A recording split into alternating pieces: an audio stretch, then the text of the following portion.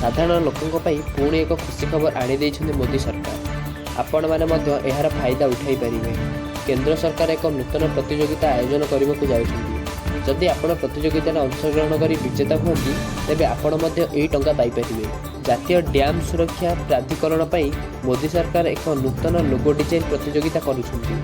जदि आपण एही प्रतियोगितार अंशग्रहण करी विजेता हुअन्ति आपण मध्य टंका पाई पारिबे। आपण को केवल लोगो डिजाइन करने को पड़िबो। भारतर डैम सुरक्षा एक प्रमुख विषय। यार समाधान पाई केंद्र सरकार एक केंद्रीय डैम सुरक्षा संगठन करिसेंति। जल संपद विभाग डैम सुरक्षा प्राधिकरण एक लोगो डिजाइन करने को भारत नागरिकों ठारू आवेदन को आमंत्रण करथिला।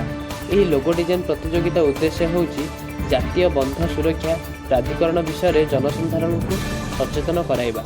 आपण डिजाइन करथिबा लोगो वेबसाइट और सोशल मीडिया रे व्यवहार हेबा उचित। लोगो डिजाइन हिंदी किंबा इंग्लिश रे करा जिवो।